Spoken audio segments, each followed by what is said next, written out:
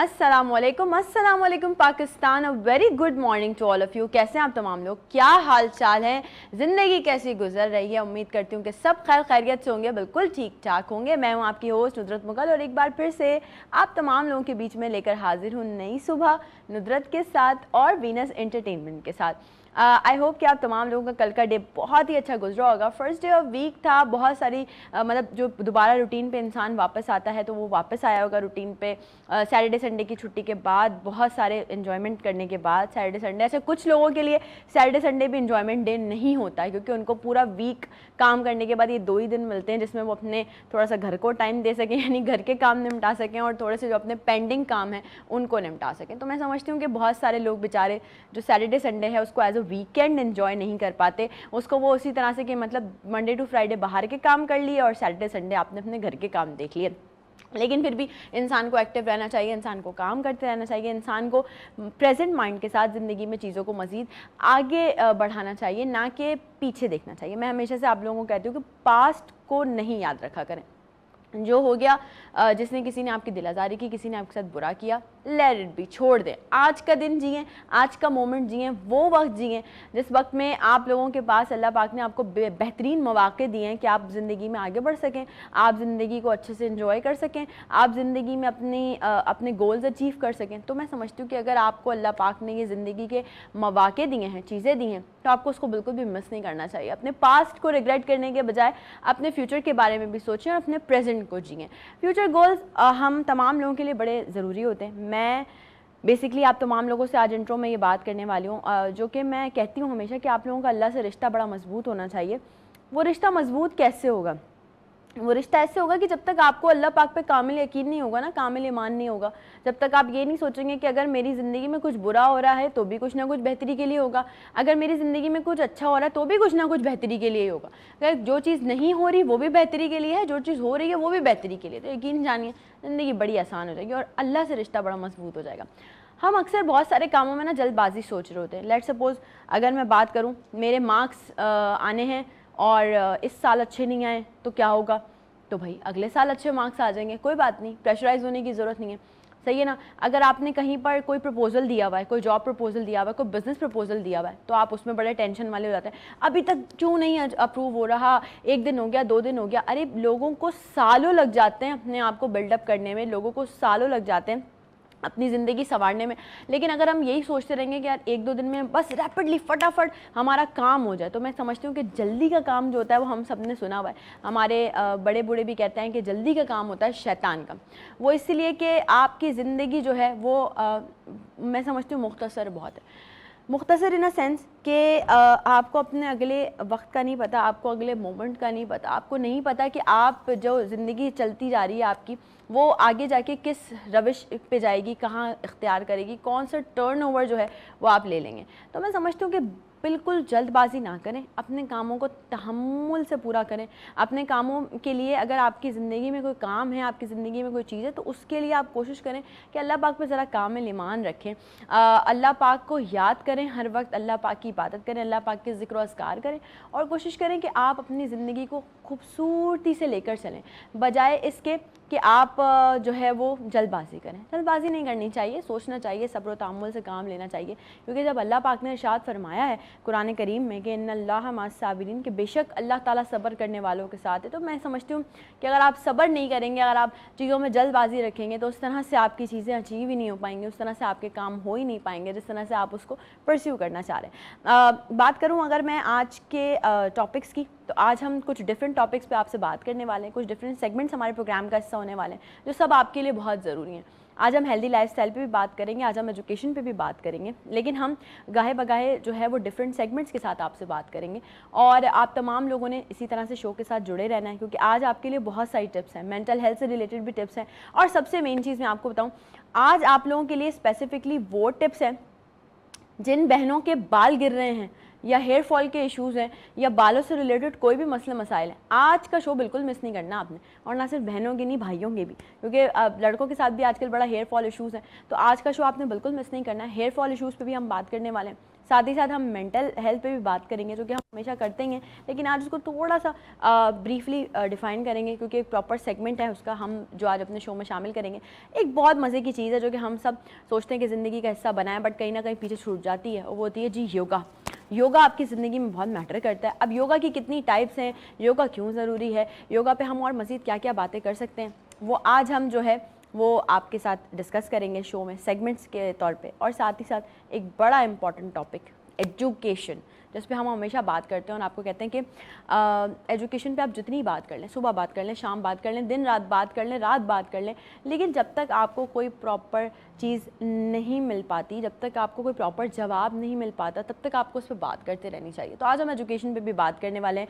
Different segments हैं, different topics हैं। बात करूँ अगर मैं आज के अपने ड्रेस की, तो जो आप लोग देख रहे हैं इस वक्त कि मैंने एक खूबसूरत सा जोड़ा वेयर किया हुआ है, ये है जी फैब्रिकोलॉजी बाय नौरीन अब्बास का। और उनके और बहुत सारे ड्रेसेस हैं, कल भी उन्हीं का वार्डरोब मैंने वेयर किया हुआ था, आज भी उन्हीं का वार्डरोब मैंने वेयर किया हुआ, और आगे आने वाले दिनों में जो वार्डरोब्स मैं वेयर करूँगी वो भी मैं आप लोगों को बताती रहूँगी। तो अगर आप लोगों को भी अच्छा लग रहा है ये प्यारा खूबसूरत सा जोड़ा, तो आप भी फैब्रिकोलॉजी बाय नौरीन अब्बास से कॉन्टैक्ट करें, और ये खूबसूरत सा जो ड्रेस है वो आपके वार्डरोब की जीनत भी बन सकता है। तो आज का शो मिस करने वाला तो है ही नहीं।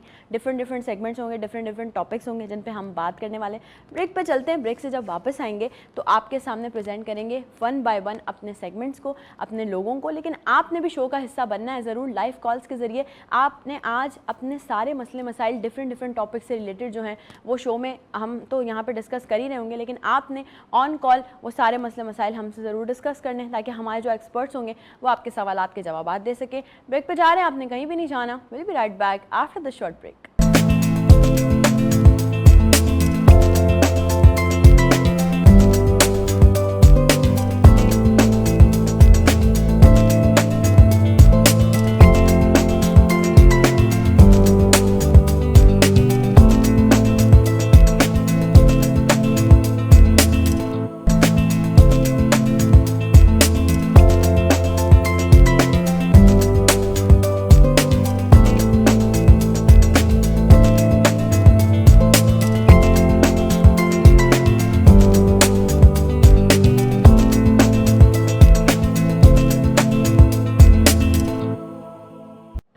Welcome back. एक बार फिर से आप तमाम लोगों को खुशामदीद कहती हूँ नई सुबह में। और जैसे कि मैंने आपको इंट्रो में अभी बताया था कि आज हम कुछ डिफरेंट टॉपिक्स पे बात करने वाले हैं, कुछ डिफरेंट चीज़ें हैं जिनको प्रोग्राम का हिस्सा बनाने वाले हैं, लेकिन सब चीज़ों में आप तमाम लोगों के लिए कहीं ना कहीं बहुत सारे फ़ायदे की बातें हैं। जो पहला सेगमेंट हम रेस करने जा रहे हैं, ये सेगमेंट, ये टॉपिक हम कई बार इस पर बात कर चुके हैं, लेकिन मैंने अभी आप लोगों को बोला इंट्रो में कि ये एक ऐसी चीज़ है, एक ऐसा टॉपिक है जिस पर हम बेतहाशा बार भी बात करते रहें, दिन रात सुबह शाम बात करते रहें, जब तक मसले का कोई हल नहीं निकलेगा, जब तक हमारी जो बातें हैं, जो पॉइंटर्स हैं, या जो इस शोबे को मसले मसाइल दरपेश हैं, जब तक उसका कोई हल नहीं निकलेगा, जब तक उसका कोई सद्देबाब नहीं होगा, तब तक हम इस टॉपिक पे बात करते रहेंगे कि शायद कहीं ना कहीं हमारी आवाज़ पहुँचे और हम कहीं ना कहीं लोगों के लिए और मज़ीद बेहतरी के मौके फराम करते रहें। किसी भी माशरे की तामीर और तरक्की के लिए सबसे इम्पॉर्टेंट किरदार जिस चीज़ का होता है वो होती है जी आपकी तालीम, आपकी एजुकेशन, जो कि मैं ये कहूँ तो बड़ी शर्मिंदगी महसूस होती है कि हमारे पाकिस्तान में अगर देखा जाए तो एजुकेशन का जो निज़ाम है वो बड़े लैकनेस का शिकार है। बहुत सारे मसले मसाइल हैं जो कि बच्चों को दरपेश होते हैं, उसमें कहीं ना कहीं अगर हम देखे जाएँ तो पेरेंट्स की गलती भी होती है, लेकिन कहीं ना कहीं अगर देखा जाए तो बहुत बड़ा एक जो ड्रॉबैक है वो ये है कि अपॉर्चुनिटीज़ प्रोवाइड नहीं की जाती, प्लेटफॉर्म्स प्रोवाइड नहीं किए जाते, या फिर सर्विसेज प्रोवाइड नहीं की जाती। लेकिन वो लोग जो सर्विसेज प्रोवाइड कर रहे हैं उन लोगों को ज़रूर सराहना भी चाहिए, और उनको मैं समझती हूँ कि उनसे ये बात करनी चाहिए, उनसे पूछना चाहिए कि आखिर आपने जो ये कदम उठाया है, आपने भी कुछ ना कुछ सोच कर ही उठाया होगा, आपने भी कुछ ना कुछ मसले मसाइल तो देखे होंगे जिसको सोच के आपने कदम उठाया होगा। तो यकीनन हमारी आवाम को या हमारे नाजरीन को ज़रूर पता होना चाहिए और मोटिवेशन मिलनी चाहिए ऐसे लोगों से। तो हम हमेशा कोशिश करते हैं कि नई सुबह में ऐसे लोगों को हिस्सा बनाया जाए नई सुबह का, ताकि वो आएँ, बैठें, बात करें और आप तमाम लोगों के दिलों पर उनकी बातें असर करें। इस वक्त मेरे साथ नई सुबह के स्टूडियो में मौजूद हैं एक प्रिंसिपल जिन्होंने ये बेड़ा उठाया है कि जी जो प्रिविलेज बच्चे हैं, जो नॉन अफोर्डेबल बच्चे हैं, उनको वो एक मयारी क्वालिटी एजुकेशन प्रोवाइड करने के लिए कोशा हैं और वो काम कर रही हैं। और बड़े मसले मसाइल जो मैं उनसे ऑफ एयर डिस्कस करी थी चीज़ें, वो हम अभी ऑन एयर भी आप लोगों के सामने बात करेंगे। तो हमारा जो पहला सेगमेंट है आज का, वो हम करते हैं जी एजुकेशन के नाम, इंपॉर्टेंस ऑफ एजुकेशन के किसी भी माशरे की तामीर और तरक्की में पढ़ाई तालीम कितना ज़रूरी है। मेरे साथ इस वक्त मौजूद हैं शाज़िया आफ्ताब। अस्सलाम वालेकुम शाज़िया। वालेकुम अस्सलाम। कैसी हैं आप? ठीक, शुक्रिया। आपको बहुत बहुत खुशामदीद कहती हूँ मैं अपने शो में। शाजिया, आप एक ऐसा काम कर रही हैं, मैं समझती हूँ हर कोई ये काम नहीं करता, ठीक है ना। जब पढ़ाई की बात आती है तो बहुत सारे लोग ऐसे भी होते हैं जो पीछे हट जाते हैं, बहुत सारे पेरेंट्स पीछे हट जाते हैं पढ़ाई के मामले में। यकीनन कहीं ना कहीं उनको मसले मसाइल दरपेश होते होंगे। मैं आपसे पूछना चाहूँगी कि आपने जो बेड़ा उठाया है, कब से उठाया और क्या काम कर रही हैं? बिस्मिल्लाहिर्रहमानिर्रहीम। 1999 से मैंने ये काम स्टार्ट किया है। स्कूल की बुनियाद हमने रखी 1999 से। उस वक्त भी मैंने जो सोच समझ के बेड़ा उठाया था, ये शौक़ था, एक जज्बा था। मैं जिस फैमिली से ताल्लुक़ रखती हूँ उनका रुझान जॉब की तरफ नहीं था, लेकिन जो मेरे क्लास फेलोज़ थे, किसी ने बीच में ही तालीम छोड़ दी क्योंकि उनके पेरेंट्स अफोर्ड नहीं कर सकते थे। उस टाइम पे तो इतनी महंगाई, इतने इश्यूज़ नहीं थे जो अब पेरेंट्स के लिए चैलेंज बन गए। तो मिस मैंने 99 से स्कूल का प्रोग्राम स्टार्ट किया। रफ्ता रफ्ता बढ़ते बढ़ते हम लोग काफ़ी हद तक आगे निकल चुके थे, लेकिन स्कूल की बिल्डिंग नहीं ले पा रहे थे क्योंकि पेरेंट्स हमारे पास इस टाइप के नहीं थे जो अफोर्ड कर सकते। उसके बावजूद भी मिस साथ देते रहे हम उनका, आगे चलें, आगे बढ़ते रहेंगे। जितना आगे बढ़ते रहेंगे वैसे ही मुश्किलात का सामना भी करते रहेंगे। ऐसा ही है। लॉकडाउन तक तो हम लोग फिर भी सही सेटअप लेके चल रहे थे। जो पेरेंट्स नहीं चाह रहे थे कि बच्चे स्कूल आए, उनको घर लेकर जाते थे, घर से लेकर आते थे, बुक्स प्रोवाइड करते, ड्रेस प्रोवाइड करते, फीस ऑफ कर देते कि आप किसी भी तरीके से बच्चे को पढ़ाएं, आप काम पे नहीं लगाएं। आपने देखा होगा छोटे बच्चों का रुझान बहुत है काम की तरफ, पढ़ता नहीं है। जिस माशरे में हम रहते हैं, मैं चाहती हूँ बच्चा पढ़ नहीं रहा, काम पे लगा दें। और ये तो जुर्म है, चाइल्ड लेबर तो मिस हमारे और आपके लिए जुर्म है, लेकिन जो बच्चे रख रहे होते हैं उनके लिए जुर्म नहीं है। ऐसा ही है, सही कह रही हैं। अब उन बच्चों के लिए मैंने काम स्टार्ट किया कि देखिए एक टाइम गुजरा है हमारा 99 से लेके 2000 तक। अब हम जो है लॉकडाउन के बाद परेशान हो गए। उन बच्चों को, जो बच्चे लॉकडाउन में छोड़ चुके थे, उनको वापस लेकर आए हैं। उनमें से कम बच्चे ऐसे हैं जो नहीं आए। तकरीबन 50 to 60% मेरे पास बच्चे लॉकडाउन के बाद नहीं आए। प्रॉब्लम उनकी वही है कि खाएं या पढ़ाएं।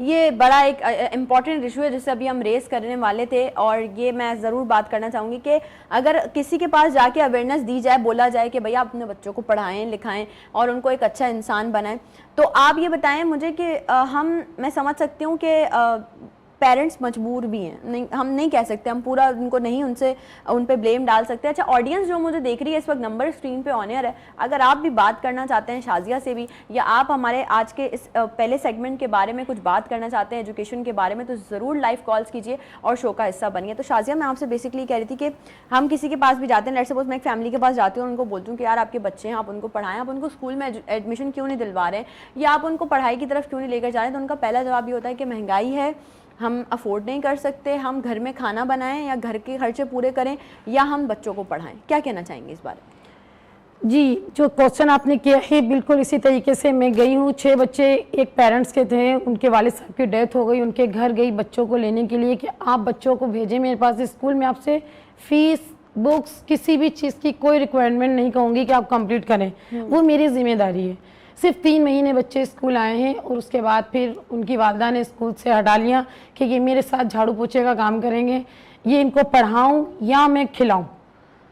दूसरी बात, मेरे स्कूल की सबसे बड़ी बात यह है, अब जैसे कि सर्दियां स्टार्ट होने वाली हैं, मैं किसी पेरेंट्स को प्रेशराइज नहीं करती हूं कि मेरे स्कूल का ही स्वेटर होना चाहिए या मेरे ही स्कूल का जैकेट होना चाहिए। नहीं, फुल आस्तीन है, आप इसके नीचे कुछ भी पहना कर भेजें, मुझे उससे कुछ नहीं मतलब।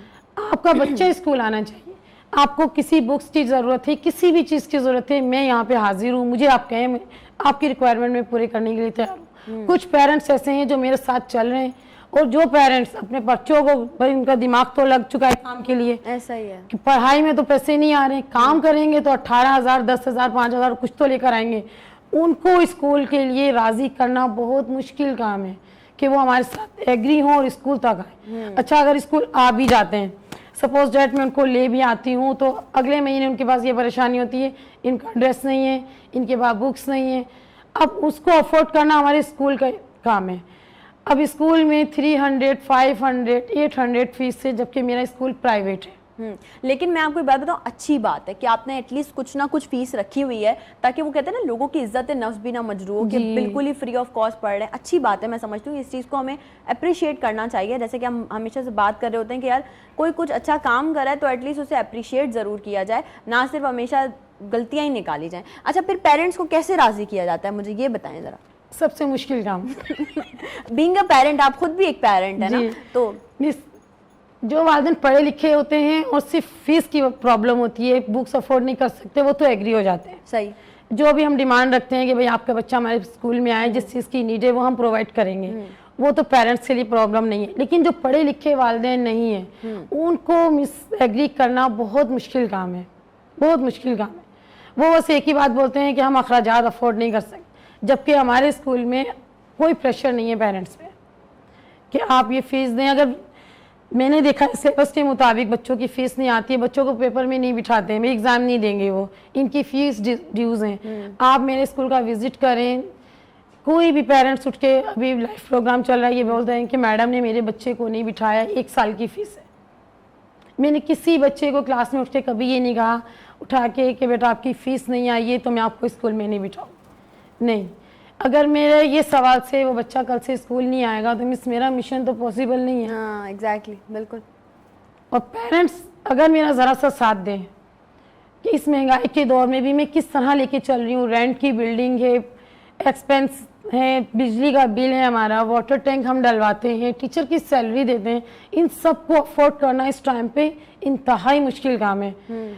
ये तो शुक्र है कि मेरी उस फैमिली से रिलेटेड हूँ कि बैक मजबूत है तो मैं लेकर चल रही हूँ। ये सदका जारिया है बेसिकली। देखिए मैं आपको बताऊँ, आप जिन पेरेंट्स की बात करें ना जो ये कह रहे हैं कि भाई पढ़ाई से पैसे नहीं आते या जॉब से पैसे आते हैं, तो उनके लिए एक बात है कि वो उनको ये नहीं पता कि कल को यही बच्चा जब हमारा पढ़ लिख के किसी अच्छी जगह पे किसी अच्छे ओहदे पे फाइज होगा तो ये हमें बहुत कुछ दे सकता है, बहुत अच्छा फ्यूचर हम अपने बच्चे का सिक्योर कर सकते हैं। सिर्फ मैं समझती हूँ ज़िंदगी गुजारने के लिए बहुत ज़रूरी है पैसा, आपके हर अखराजात जो है पैसे से पूरे होते हैं, लेकिन फिर भी कहीं ना कहीं बच्चे का फ्यूचर जो है वो आप ख़राब ना करें, उनको पढ़ाएं लिखाएं, उनको अच्छी मियारी तालीम दें। क्योंकि देखें चाइल्ड लेबर, जैसे कि अभी शाजिया ने भी कहा कि हमारे और आपके लिए तो हम तो यही समझते हैं कि ये एक बहुत बड़ा जुर्म है। और मैं एक बात हमेशा कहती हूँ, आप शायद मेरी बात से एग्री करेंगी, कि कहीं भी आप देखें ना बच्चे ये जो मांग रहे होते हैं कभी मत दिया करें। बच्चों की आदत आप खुद ख़राब करते हैं। तो कुछ लोग ये समझ के दे रहे होते हैं अरे यार बच्चा है पता नहीं किस मजबूरी के तहत मांग रहा है, नहीं, बच्चों की आदत आप खुद ख़राब कर रहे होते हैं। बच्चों को कभी भी मत दिया करें, वरना बच्चे जो है वो फिर उनका यही दिमाग में उनके रहेगा कि यार बस हमें मांगना है, हमें हमेशा लोगों के आगे ऐसे रहना है। फिर उनका हाथ कभी भी ऐसे नहीं होगा, उनका हाथ हमेशा ऐसे ही रहेगा। आप हमारे माशरे का बड़ा अलमिया है भाई पाकिस्तान का। मैं समझती हूँ अगर आप किसी सिग्नल पर रुक जाएं आपको वहाँ पर 50% 60% बच्चे नज़र आएंगे भीख मांगते हुए। और ये मैं समझती हूँ एक तरीके से ना शेम है हमारे लिए कि हम उन बच्चों को क्या ट्रेनिंग दे रहे हैं। उनके जो पूरा उनका तो पूरा खैर बैकग्राउंड होता है, लेकिन फिर भी हमें चाहिए कि ज़रा लेके बैठे उन बच्चों को पढ़ाई लिखाई की तरफ लेकर आएँ, थोड़ा एजुकेशन प्रोवाइड करें। अच्छा मैं आपसे ये पूछना चाह रही थी कि आपका जो मतलब आप जो काम करिए बेसिकली वो भी इसी से बेस्ड है कि वो पूरा प्रॉपर एफिलेटेड है, पेपर्स वगैरह बोर्ड के पेपर्स सारी चीज़ें सब कुछ वैसे ही प्रॉपर होता है? सब कुछ मिस प्रॉपर रहता है। हमारा प्ले ग्रुप से लेके मैट्रिक तक स्कूल है। हमारे बच्चे माशाल्लाह से कोई लेफ्टिनेंट हैं, कोई आर्मी में हैं, कोई नेवी में हैं, माशाल्लाह से 99 से लेके हमारा अभी 2024 में 23-24वां बेस जाएगा हमारा माशाल्लाह से। बस अब जो है मिस परेशानी ये हो गई है कि जैसे पहले के पेरेंट्स से पढ़ाई पे तवज्जो देते थे, अब के नहीं देते, ये बात अब नहीं है। जो हमारे और आपके पेरेंट्स ने पहले किया कि बच्चा पढ़ना चाहिए, अब वो पेरेंट्स नहीं है। अब आप उनको कितना भी समझा लें, उनकी एक ही बात होती है पढ़ाई क्या काम आएगी, हुनर सीखें, हुनर काम आएगा। अब उनको घर से लेकर भी आ जाते हैं। कितने पेरेंट्स तो ऐसे हैं जनाब कि वो कहते हैं कि जनाब आप इसको किसी काबिल बना दें, और कितने तो ऐसे हैं कि बोलते हैं कि नहीं जाना पढ़ाई को आप रहने दें, हमें पेट पालना है, हमें कुछ कमाने के लिए बच्चे को। अभी भी मेरे ख्याल में 50 बच्चे मेरे ऐसे हैं जो बैठे हुए हैं घरों में हमारे इस इंतज़ार में कि हम कॉल करें और वो आएँ। और बेसिकली मैं अभी अफोर्ड नहीं कर पा रही उन बच्चों को कि मैं इन बच्चों के साथ उनको भी एडजस्ट कर पाऊँ। तो ये तो देखिए ना, वो कहते हैं ना ताली एक हाथ से नहीं बजती। तो ये तो अगर आप एक स्टेप उठा रही हैं तो पेरेंट्स को भी दूसरा स्टेप उठाना है ना, लाजमी सी बात है। पेरेंट्स भी देखें थोड़ा बहुत कि अगर आप महंगी चीज़ें अफोर्ड नहीं कर सकते तो आपको एक नॉर्मल बजट में अगर कहीं आपके बच्चों को क्वालिटी एजुकेशन मिल रही है जिसमें एजुकेशन पे भी कहीं कॉम्प्रोमाइज़ नहीं किया जा रहा, तो आप आप कोशिश करें, ये आपका अपना फ़र्ज़ है, बहैसियत शहरी भी, बहैसियत माँ बाप भी आपका अपना फ़र्ज़ है कि आप अपने बच्चे को अच्छी मेयारी क्वालिटी एजुकेशन प्रोवाइड करें। और मैं समझती हूँ घर में बैठे बैठे वो एजुकेशन उसे कभी भी नहीं मिल सकती जब तक आप एक स्कूल का एनवायरनमेंट होता है, एक लोगों के साथ बैठना, अपने जैसे स्टूडेंट्स के साथ बैठना, उनके साथ बैठ के पढ़ना, उसमें आपका बच्चा ज़्यादा अच्छे बेहतर तरीके से ग्रो कर सकता है। कम्युनिटी के साथ, लोगों के साथ उसको कदम से कदम मिला के चलना आता है कि भाई इस तरह से चल सकते हैं, हम इस तरह से बात कर सकते हैं। अच्छा, अगर मैं आपसे पूछूँ शाजिया, इतने टाइम से आप काम कर रही हैं, आपने एजुकेशन के दौर के नशेबो फराज देखे, उस वक्त जो दौर था वो बिल्कुल टोटली डिफरेंट था। जैसे आपने कहा कि हमारे पेरेंट्स ने जो एफर्ट्स की, अब का जो दौर है वो टोटली डिफरेंट है। आप क्या समझती हैं, क्या चेंजेस आए हैं एजुकेशन के डिपार्टमेंट में, पढ़ाई में क्या चेंजेस आए हैं, या कौन से ऐसे मसले हैं जो उस वक्त नहीं थे इस वक्त है? सबसे पहले तो चेंजिंग ये आई है कि सबसे पहले जो हमारी कॉपी लगती थी उसमें स्टैम्प सिस्टम नहीं था, कोई भी कॉपी उठा के स्कूल में यूज़ कर लेते थे। अब तकरीबन हर जगह स्टैम्प कॉपी मिलती है। पेरेंट्स इससे थोड़ा सा घबरा जाते हैं कि स्टैम्प कॉपी है वो थोड़ी महंगी पड़ती है। सही। सबसे पहले तो बुनियादी वजह पेरेंट्स की ये दूर जाने की है। ठीक है।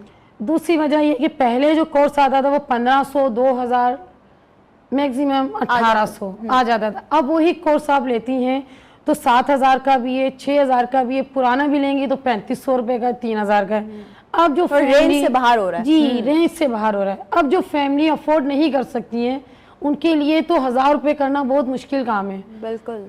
ना कि 7000, 8000 रुपये का कोर्स अफोर्ड करना। अच्छा, मैंने स्कूल में अपने ये भी सहूलत दी हुई है, जब मैं सेशन चेंज करती हूँ तो मेरे जितने पुराने पेरेंट्स हैं मैं उन सबकी मीटिंग रखती हूँ। सही। कि अपना कोर्स ला के यहाँ पे आधी कीमत में दें। अगर उन्होंने किसी टाइम पे 7000 का लिया होगा, 3500 का दे दें। 3500 का। कितने पेरेंट्स तो ऐसे हैं मिस कि वो वैसे ही देके चले जाते हैं कि आगे वाले बच्चे को दे दें। अच्छी बात है, बड़ी बात है। दूसरी बात, मैंने सहूलत ये रखी है पेरेंट्स के लिए कि आप स्टैम्प कॉपी नहीं ले सकते, नहीं लें। वो आपको 200 की, 250 की है, वो नहीं लें। आप लोकल कॉपी ले लें। आप बच्चे को पढ़ाएं जरूर, मतलब ये सारे बहाने ना करें। ये बहाने नहीं करें। अब उसके बावजूद भी जब पेरेंट्स आए और हमसे नहीं उनकी बने कि भाई नहीं हम अफोर्ड नहीं कर पा रहे, तो मुझे बताएं आप अफोर्ड में रह क्या गया? हाँ, इतनी आसानियां तो इतनी आसानियां मैंने कर दी हैं। अच्छा, एडमिशन लेने के बाद मैं किसी पेरेंट्स को ये नहीं कहती हूँ कि ड्रेस के साथ स्कूल भेजें आप। सही। 1 महीने का टाइम देती हूँ मैं कि 1 महीने में आप ड्रेस बना लें। सही। इवन के वो पेरेंट्स 6 मंथ भी गुजर जाएं तो वो नहीं लेते हैं ड्रेस, वो फिर हमें ही प्रोवाइड करना पड़ता है। लेकिन फिर भी वही बात है ना कि प्रोवाइड तो कर रही हैं। जब आप लोगों को फिर हम ये शिकवा क्यों करते हैं कि भाई हमें प्लेटफॉर्म नहीं मिलते, हमें अपॉर्चुनिटीज़ नहीं मिलती? सब कुछ तो है आपके पास, आपको क्वालिटी एजुकेशन भी मिल रही है, आपको अफोर्डेबल प्राइसेस में मिल रही है, आपको बुक्स कॉपीज़ का भी कोई इशू नहीं है, आपको यूनिफॉर्म का भी कोई इशू नहीं है। लेकिन अगर उसके बावजूद भी आप नहीं कर रहे तो फिर खामी कहीं ना कहीं आप में ही है। फिर हम माशरे को ब्लेम नहीं कर सकते आप, फिर आप इदारों को ब्लेम नहीं कर सकते कि हमारे बच्चों को एजुकेशन नहीं प्रोवाइड। अगर हम बात करें उनकी जिन्होंने मुल्क बनाया, कायद-ए-आज़म मोहम्मद अली जिन्ना, तो हम सब जानते हैं कि वो टाट पे बैठ के पढ़ते थे और देखें उन्होंने पाकिस्तान जैसा एक बड़ा मुल्क जो है वो यहाँ पे खड़ा कर दिया। और आप तमाम लोग, हम चाहते हैं कि बच्चों के लिए अच्छे से अच्छी एजुकेशन की चीज़ें प्रोवाइड की जाएँ, प्लेटफॉर्म्स दिए जाएँ और आसानियाँ पैदा की जाएं। लेकिन यकीनन अगर कहीं ना कहीं कुछ ऐसा काम हो रहा है जहाँ पे आपके बच्चों को लिवरेज मिल रही है, आपको एक जगह मिल रही है जहाँ पे आप काम कर सकते हैं, आप बच्चों को जाके बताएं कि भाई बेटा आप यहाँ पढ़ सकते हो, और वहाँ की एजुकेशन में और कहीं और की एजुकेशन में फ़र्क भी नहीं है। असल मसला तो ये है ना कि फ़र्क भी नहीं है, आपके बच्चों को वही एजुकेशन दी जा रही है जो कि और कहीं जगह पर हायर फीसिस के साथ दी जा रही है। तो फिर यकीनन ये खामी आपके अपने अंदर है, क्योंकि आपने खुद अपने आप को बिल्डअप नहीं किया हुआ, आपने खुद अपने बच्चों को जो है वो प्रॉपर उसके लिए प्रिपेयर नहीं किया हुआ। एक छोटी सी ब्रेक पे चलते हैं, ब्रेक से वापस आएंगे तो आप लोगों को दोबारा से ज्वाइन करेंगे। शाजिया हमारे साथ हैं, कुछ 1-2 सवालात और हैं जो मुझे शाजिया से अभी करने हैं। तो आप तमाम लोगों ने कहीं भी नहीं जाना है, नई सुबह के साथ रहना है।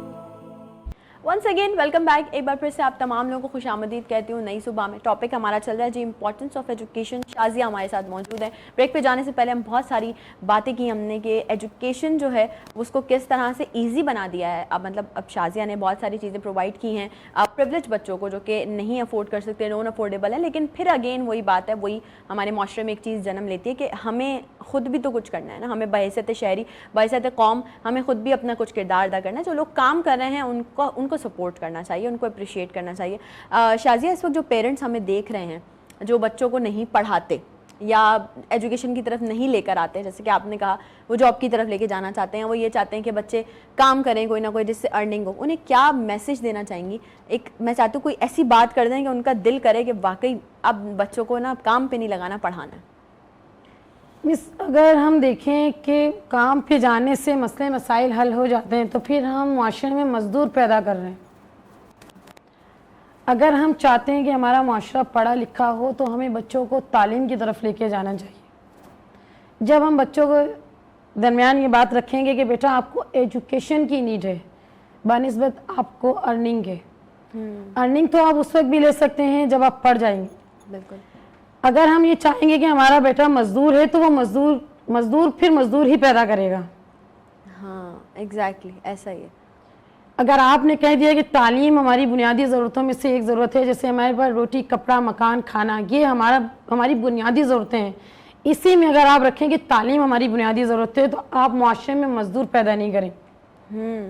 ये बड़े पॉइंट की बात है जो कि यकीनन मैं समझती हूँ जो पेरेंट्स हमें देख रहे हैं उनको समझनी भी चाहिए, सोचनी भी चाहिए कि आपको अपने बच्चों को पढ़ाना है, लिखाना है, उन्हें माशरे का एक मजबूत शहरी बनाना है, ताकि कल को, अभी मैं अगर बात करूँ लेट्स सपोज अगर आपने बच्चों को नहीं पढ़ाते लिखाते, कल को अब बड़े हो के आपके बच्चों को अपॉर्चुनिटी मिलती है बाहर मुल्क जाने की या कहीं ऐसे 4-5 लोगों में बैठने की जो कि वेल एजुकेटेड है, वहाँ जब आपका बच्चा चुप रहेगा ना, जब आपका बच्चा कुछ कह नहीं पाएगा, अपने आप को प्रेजेंट नहीं कर पाएगा, परफॉर्म नहीं कर पाएगा, तो वो अपने माँ बाप को कसूरवार ज़रूर ठहराएगा कि यार काश मेरे माँ बाप मुझे पढ़ा लिखा देते, या काश मेरे माँ बाप मुझे एटलीस्ट इतनी तो एजुकेशन प्रोवाइड करवा देते कि मैं 10 लोगों में बैठ के, 10 पढ़े लिखे लोगों में बैठ के कुछ बोल सकता, कुछ बात कर सकता, अपने आप को प्रूव कर सकता, अपने बारे में ही बता सकता, एटलीस्ट अपना इंट्रोडक्शन ही दे सकता कि हु आई एम।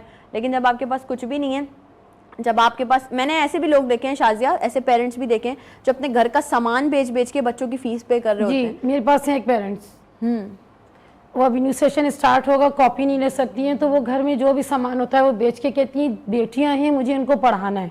बहुत अच्छी बात है। और उनके पेरेंट्स के अलावा दूसरे पेरेंट्स देखती हूँ तो वो कहते हैं कि नहीं जनाब हमारे पास है भी तो हम नहीं दे सकते। अच्छा, एक हमारे माशरे की बैठ लगी हुई है, अब लोगों में ये रुझान आ गया है कि सब कुछ होते हुए भी वो ये जाहिर करते हैं कि हमारे पास कुछ भी नहीं है पढ़ाई के लिए, कि पढ़ाई के लिए वो कुछ पैसा खर्च नहीं करना चाहते।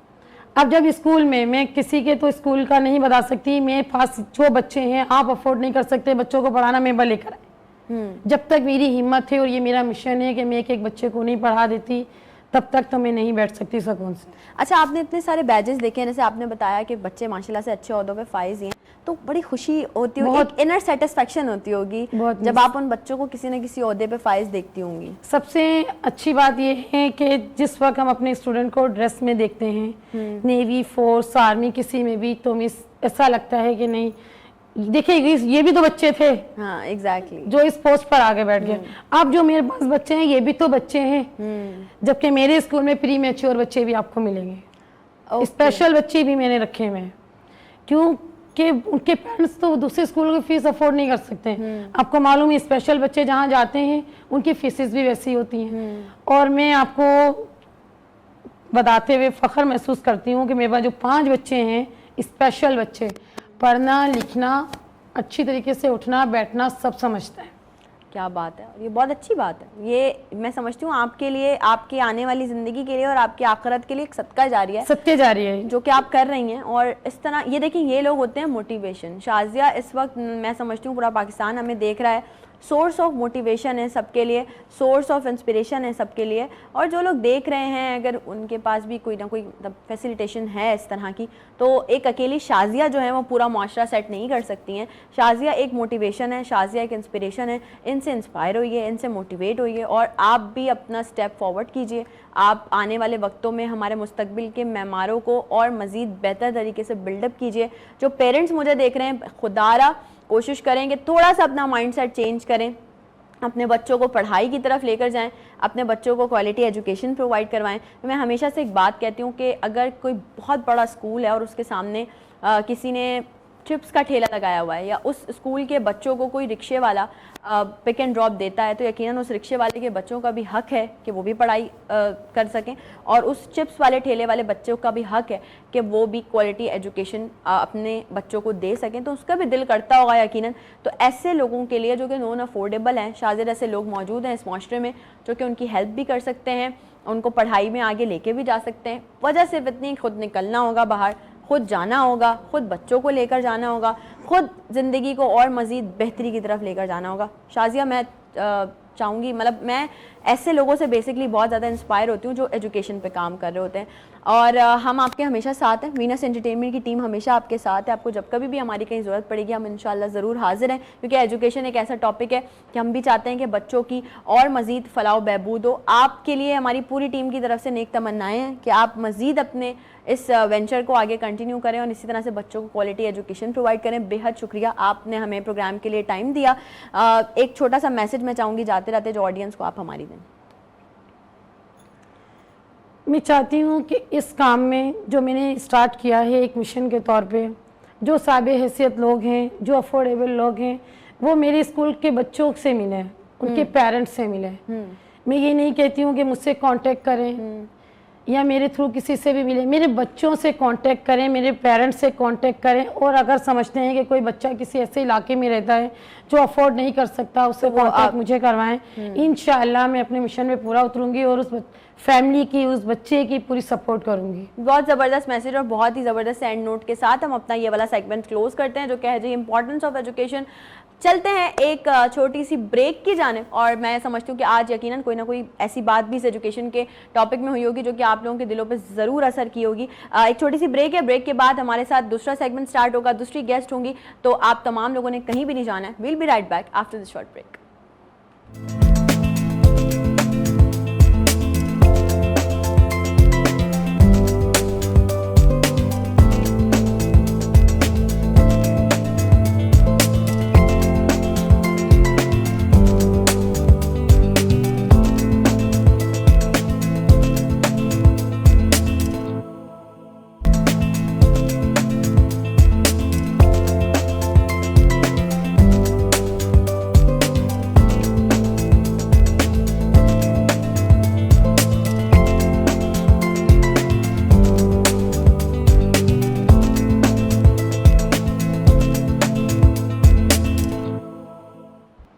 Once again welcome back. एक बार फिर से आप तमाम लोगों को खुशामदीद कहती हूँ नई सुबह में। और अभी हमारा सेगमेंट चल रहा था एजुकेशन, हम बात कर रहे थे इंपॉर्टेंस ऑफ एजुकेशन पे। सेगमेंट चेंज हो गया है, मेहमान चेंज हो गई हैं, लेकिन हम वही हैं, मैं वही हूँ, आप वही हैं। तो आपने इसी तरह से शो के साथ कनेक्टेड रहना है। लाइव कॉल्स करके आप शो का हिस्सा बन सकते हैं। अगर आप भी करना चाहते हैं हमारी गेस्ट से कुछ सवाल, अपनी ज़िंदगी के कुछ मसले मसाइल परेशानियां करना चाहते हैं शेयर और उसका सोल्यूशन चाहते हैं, तो आप ज़रूर लाइव कॉल्स कीजिए और शो का हिस्सा बनिए। इस वक्त हम जो सेगमेंट स्टार्ट कर चुके हैं उस सेगमेंट में हम बात करने वाले हैं। मैं हमेशा आप लोगों को कहती हूँ कि इंसान को किसी भी फील्ड में जाना है उसका हेल्दी होना बहुत ज़रूरी है, चाहे वो मेंटल हेल्थ हो, चाहे वो आपकी जो है वो फिजिकल हेल्थ हो, या चाहे जो है वो मतलब हेल्थ हो। हेल्दी फिट रहना आपका बेहद ज़रूरी है। और जब तक आप हेल्दी नहीं हैं, आप मेंटली तौर पे प्रिपेयर नहीं हैं, या आप बाय फिजिकल आप हेल्दी नहीं हैं, तो आप तब तक कोई भी काम नहीं कर सकते। वर्क प्लेस पे होंगे तो आप सुस्त रहेंगे, चिड़चिड़े रहेंगे, या आप अपने घर में भी होंगे तो भी आपका मूड ऑफ रहेगा। तो किस तरह से आप अपना एक हेल्दी लाइफस्टाइल मेंटेन कर सकते हैं, किस तरह से आप मेंटली अपने आप को अच्छे से प्रिपेयर कर सकते हैं, इन सारी टिप्स के लिए, इन सारे सीक्रेट्स के लिए आज हमने अपने शो में इन्वाइट किया है उसामा को। अस्सलाम वालेकुम। वालेकुम अस्सलाम। वेलकम टू नई सुबह। कैसी हैं आप? Thank you so much. अल्हम्दुलिल्लाह मैं बहुत अच्छी हूँ। और आप बहुत लग भी अच्छी रही हैं माशाल्लाह से। बहुत क्यूट सा प्यारा सा कलर पहना है। मैं समझती हूँ सुबह सुबह ऐसे रिफ्रेशिंग कलर्स देख के ना ऑडियंस हमारी बूस्ट अप हो जाती है। अच्छा उसामा, ये बताइए कि बेसिकली ये जो एक टॉपिक होता है ना मेंटल हेल्थ वाला टॉपिक, ये बड़ा इंपॉर्टेंट होता है, क्योंकि लोग जो है वो बहुत सारे लोग इस फेजेस से गुजर रहे होंगे जिनकी मेंटल हेल्थ जो है वो बड़ी मुतासिर हो जाती है। तो अगर मैं आपसे बात करूं, being a coach, being a professional, mental health को तबाह बर्बाद करने में कौन सी बेसिक चीज़ें जो कि अपना किरदार अदा करती हैं? मेंटल हेल्थ को तबाह और बर्बाद करने में सबसे ज़्यादा हमारा अपना हाथ है।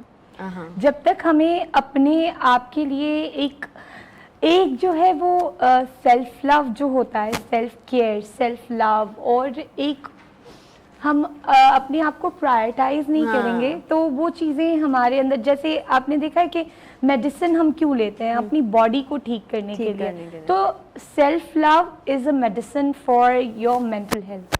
क्योंकि जब इंसान आप अपने आप से प्यार करेगा, जब इंसान अपने आप के बारे में सोचेगा, तभी वो आगे की चीज़ें देख पाएगा। जाहिर सी बात है, जैसे कि अगर हम कहें स्ट्रेस कहाँ से आता है, एंजाइटी कहाँ से आती है, लोगों को डिप्रेशन कहाँ से होता है, वो इसी वजह से होता है क्योंकि वो अपने आप पर ट्रस्ट ही नहीं बिल्ड कर पाते। ऐसा ही है, ऐसा ही है।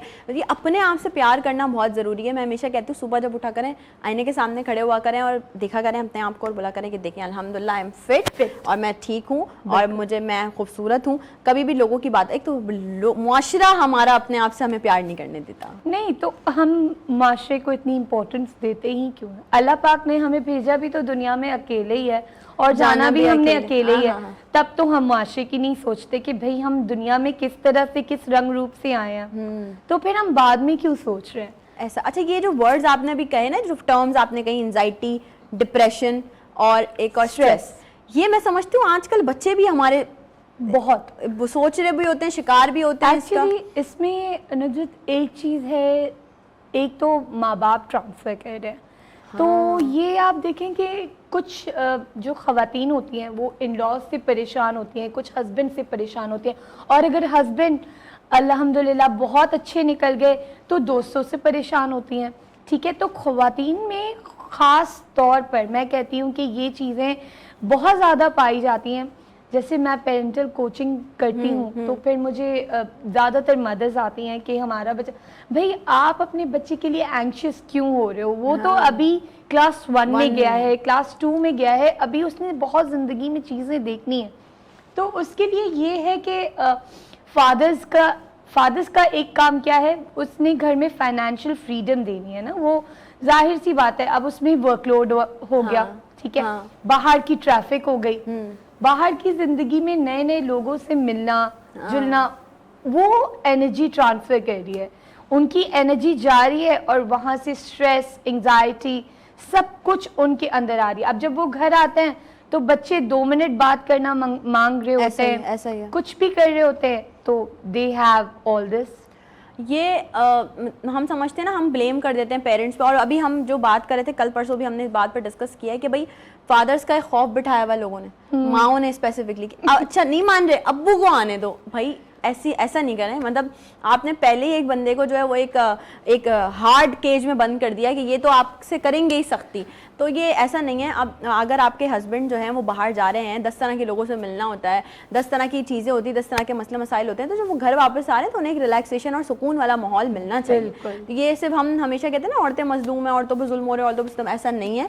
मर्दों को भी समझना चाहिए यार, उनका भी माइंड सेट है और वो भी जो है वो कुछ ना कुछ करें। अच्छा, एक खौफ जो हमारे आवाम में बैठ चुका है, मैं समझती हूँ आप और मैं भी शायद कहीं ना कहीं वो खौफ देखते होंगे, वो खौफ है नाकामी का, फेलियर का खौफ, कि अगर हमने एक स्टेप आगे रखा और कहीं हम फेल हो गए। इस खौफ से कैसे निपटा जाए? इस खौफ से सबसे पहले कैसे निपटा जा सकता है कि आपको कोई और मोटिवेट करने नहीं आएगा, आपने अपने आप को मोटिवेट करना है। अब कैसे मोटिवेट करना है, मैं क्या करती हूँ, अब मैं सबसे पहले उठती हूँ ना तो फिर बहुत सारी चीज़ें सोचती हूँ कि मैं एज अ पेरेंट शायद नाकाम हो गई, एज अ वाइफ शायद नाकाम हो गई, एज अ डॉटर शायद नाकाम हो गई। वो एक फियर ऑफ फेलियर हर जगह हर चीज़ में मौजूद है। तो मैं क्या सोचती हूँ, I am strong, I am phenomenal, मैं हूँ तो सब है, I am my first priority. भाई मेरी मेंटल हेल्थ ठीक नहीं रहेगी, मेरी बॉडी फिजिकल हेल्थ ठीक नहीं रहेगी, मेरी एनर्जी लेवल ठीक नहीं रहेगा, तो फिर तो मैं फेल ही होनी हूँ और मैं क्या होंगी। तो इसीलिए फिर सबसे पहले क्या करते हैं, हम अपने आप को पावर बूस्ट करते हैं। तो सबसे पहले सुबह उठ के ये ना सोचे कि मुझे बच्चों के लिए लंच बनाना है, मुझे बच्चों के लिए खाना बनाना है, मुझे अपने हस्बैंड के लिए ये करना है। अगर आप जो है शादीशुदा नहीं है तो आप ये सोचेंगी मुझे जॉब पे जाना है, मुझे कॉलेज जाना है, मुझे यूनिवर्सिटी, ना सोच। सबसे पहले ये सोचे कि मुझे नाश्ता करना है, मुझे अपने नमाज पढ़नी है, मुझे नाश्ता करना है, मुझे अच्छा दिखना हाँ, है, हाँ। तो वो क्या होगा, वो आपका फर्स्ट स्टेप होगा अपनी तरफ, अपने सेल्फ लव के लिए। हमारा अनकॉन्शियस माइंड ना वो एक जिंदा जीती जागती चीज होती है, उसे आपने रिप्रोग्राम करना है हर सुबह, ताकि वो आपको पॉजिटिव वाइब्स दे आपके exactly. अपने लिए भी और जो है आपके आसपास के लोग आसपास के लोगों के लिए। देखिए पॉजिटिव वाइब्स क्या होती हैं, एक दूसरे से आती हैं। हाँ, ऐसा अब आपको मैं पॉजिटिव एनर्जी के साथ देखूंगी तो मुझे भी पॉजिटिव Positive, एनर्जी ऐसा ही, आएगी। ऐसा अब जब आपके बच्चे, आपके इर्द गिर्द के लोग, आपके माँ बाप, आपके बहन भाई आपको उस एनर्जी के साथ देखेंगे तो they will feel good about exactly ऐसा ही है। एंड उससे पहले क्या होगा, आप अपने लिए अच्छा फील करने लगेंगे। और जब जिस दिन आप अपने लिए अच्छा फील करने लगे तब तो बात खत्म हो गई भाई। अच्छा, मैं आपको यहाँ पे एक मजे की चीज़ शेयर करूँ अपनी पर्सनल। जी, जी, मैं जी। अभी किसी शो में इनवाइटेड थी एज अ गेस्ट, तो मैंने वहाँ पे एक बात की, उन्होंने मुझसे पूछा कि आपके लिए सोर्स ऑफ इंस्पिरेशन क्या है, तो मैंने कहा भाई मैं खुद हूँ। ठीक है ना, मैंने कहा मैं खुद हूँ कि अब अपने लिए मैं source of motivation, source of inspiration खुद हूँ। आप यकीन कर सकती हैं लोगों ने उस पर ऐसे कोई कमेंट्स किए हैं कि अच्छा अपने मौसनों को भूल गई और ये, अरे भाई मैं कब किसी को, ये बात है ना माशरे की हमारी। लेकिन यहाँ पे एक पॉइंट ये भी है कि आपने देखना ही नहीं, आपने सुनना ही नहीं। आपका मोहसिन आपको कहाँ तक सिखा सकता है, जब तक आप सीखेंगे नहीं तो उनका हाँ, सिखाने का exactly, फायदा। ऐसा तो ही। आप अपने लिए इंस्पिरेशन बिल्कुल हैं, मैं अपने लिए इंस्पिरेशन हूँ। मैं ब्रेस्ट कैंसर सर्वाइव कर चुकी हूँ, मैं अपने बच्चे को लेकर चल रही हूँ जो एक हियरिंग इम्पेयर्ड है बच्चा है। उससे लोगों ने मुझे बहुत कहा कि स्पेशल एजुकेशन में डाल दो, मैंने कहा नहीं। उन्होंने कहा नहीं अब तो हियरिंग एड्स लग गए हैं, बोलेगा नहीं। मैंने अपने लिए, अपने बच्चे के लिए अपने आप को अपनी पोटेंशियल देख के आगे बढ़ती रही और अल्हम्दुलिल्लाह अब मेरा बच्चा बोल रहा है, मेन स्ट्रीम में जा रहा है। और मैं एज ए कैंसर सर्वाइवर अल्हम्दुलिल्लाह 3 साल हो गए और मैं सर्वाइव कर रही हूँ और आज मैं कोच हूँ, लोगों के लिए अच्छा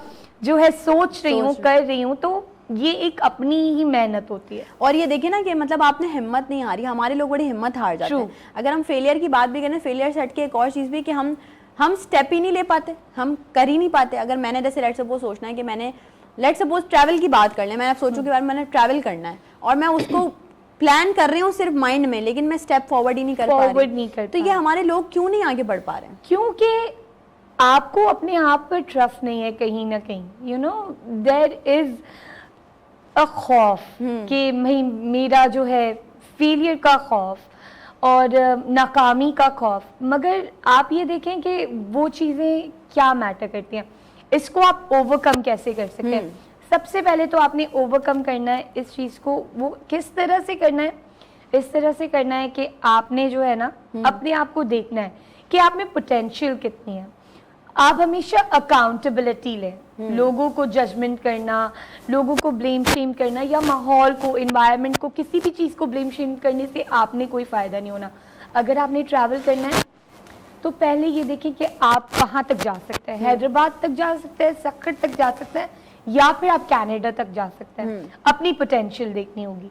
लाइक कुछ लोग ये होते हैं कि ये सोचते हैं नज़र मेरे ख्याल से कि भाई मैं प्लेन में बैठूंगा, खुदा ना खास्ता प्लेन क्रैश हो गया, चलें आप जो है अगर प्लेन में नहीं बैठ रहे, गाड़ी में बैठ रहे, गाड़ी का एक्सीडेंट हो गया तो मौत तो देखें बरहक है ना, हर तरह उसके खौफ से आप जिंदा रहना छोड़ दें तो ये तो फिर कोई बात नहीं हुई ना। एक और बहुत इम्पोर्टेंट सवाल या समझ लें कि एक फैक्टर ऐसा है जो कि हमारे यहाँ इस वक्त माशरे में भी देखा जा रहा है और इसको हल होना या इसके लिए काम करना बहुत ज़रूरी है, वो ये कि हम अपनी नींदें नहीं पूरी करते। बिल्कुल। तो हेल्दी लाइफस्टाइल के लिए मैं समझती हूँ एज अ कोच आप क्या कहेंगी कि नींद कितनी ज़रूरी है और किस तरह से हम अपनी रूटीन को बेहतर बना सकते हैं, डेली रूटीन को? देखिए सबसे ज़्यादा इस चीज़ में पता है क्या मुझे क्या फ़ायदा हुआ है, मैं अपना पर्सनल एक्सपीरियंस शेयर करूँगी। मैं आपको कुछ ऐसा नहीं बताऊँगी जो मैंने किया ना। हाँ।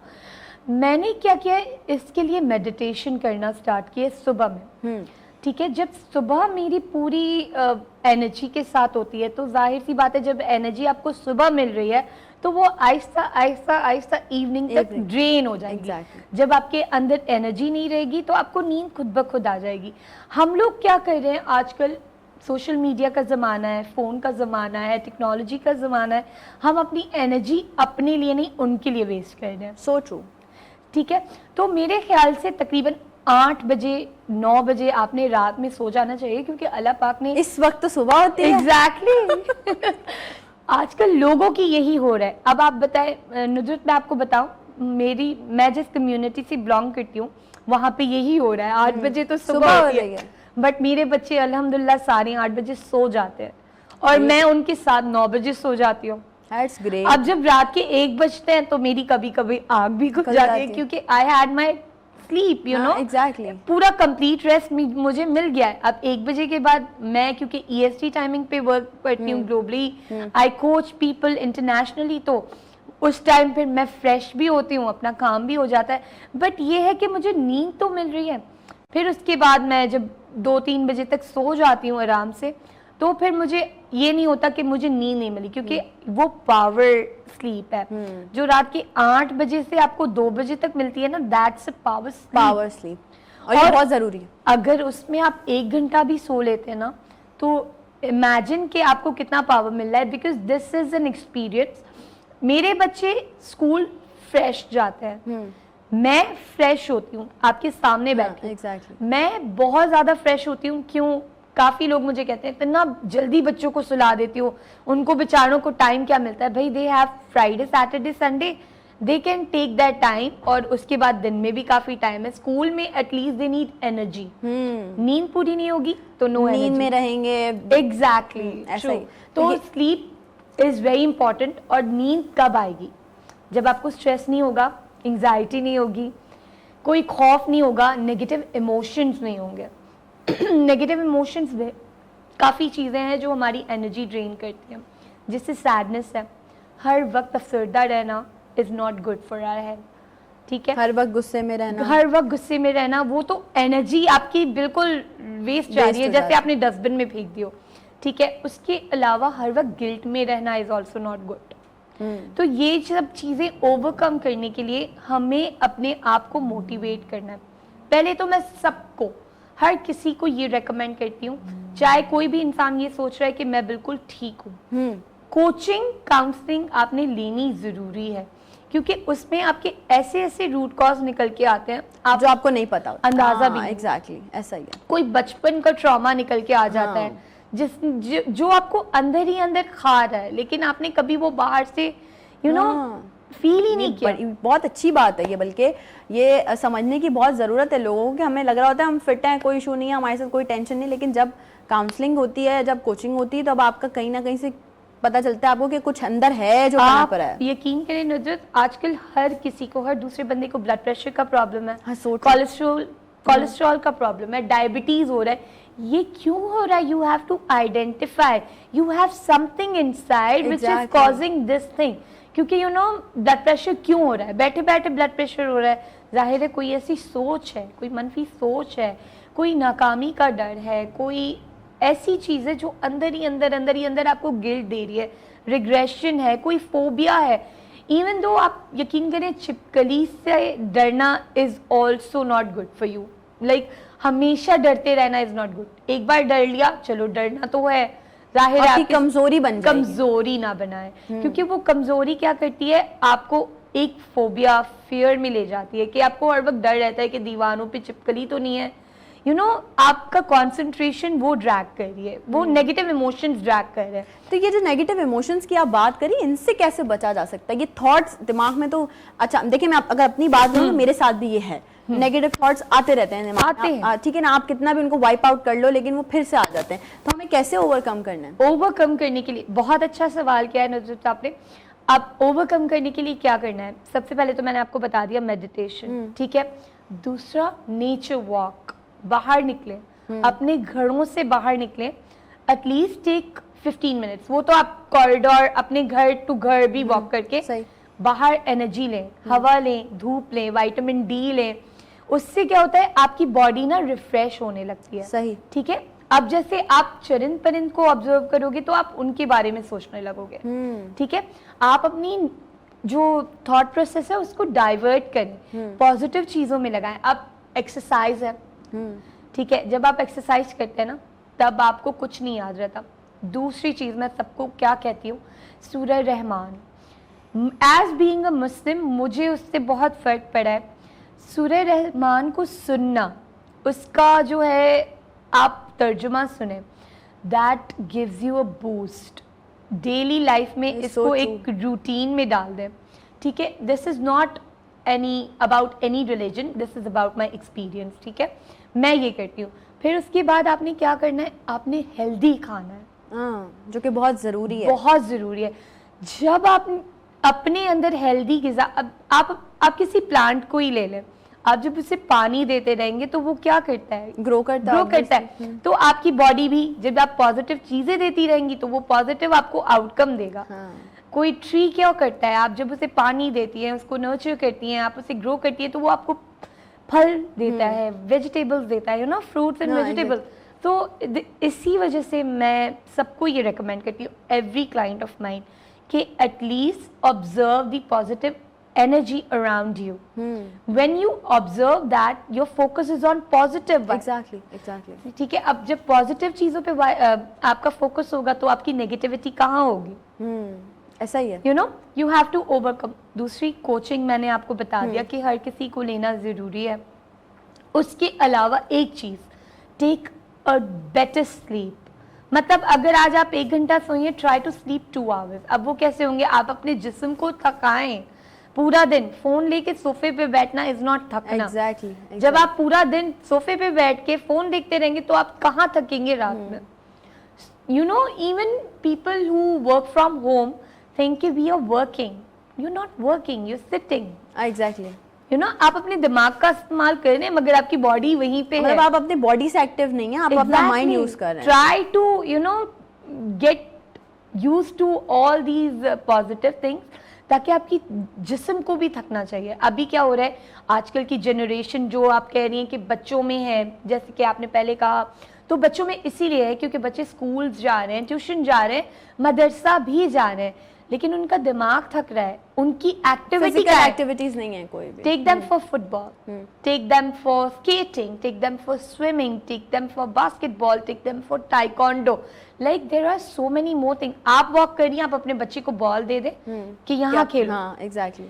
आजकल की माओ ने phone, tablet, including me, it's not about everybody else but it's about me also, लेकिन I try to take my kids out as well. I try to make them tired. घर में भी, यकीन करें नुदरत, मैं अपने बच्चों से काम करवाती हूँ। तो लेकिन ये अच्छी बात है, वो आगे कल को अगर उनको कोई काम करना पड़ा और वो कर रहे होंगे तो वो अपनी like they are on their toes. हाँ. स्कूल से आके चलो please take bath, I don't want bag here, I don't want shoes here, तो वो चीजें, तो दे कीप देमसेल्फ टायर्ड और देन यू नो ऑन वो क्या कहते हैं, वर्क मोड। नहीं, ये बहुत अच्छी बात है और यकीनन उसामा ने आज जो भी चीज़ें आप लोगों के साथ शेयर की हैं उसे ज़रूर आप लोग कोशिश करें कि अपनी ज़िंदगी का हिस्सा बनाएं। हमारा ये जो सेगमेंट था हेल्दी लाइफस्टाइल, यकीनन इससे आप लोगों को बहुत कुछ सीखने को मिला होगा। Usama, thank you so much for your time. इंशाल्लाह फिर आपसे दोबारा मुलाकात करेंगे नई सुबह में। ब्रेक पे जा रहे हैं, ब्रेक से वापस आएंगे, सेगमेंट चेंज होगा, बातें चेंज होंगी, टिप्स चेंज होंगी। आप तमाम लोगों ने कहीं भी नहीं जाना। Will be right back after this short break. Thank you so much.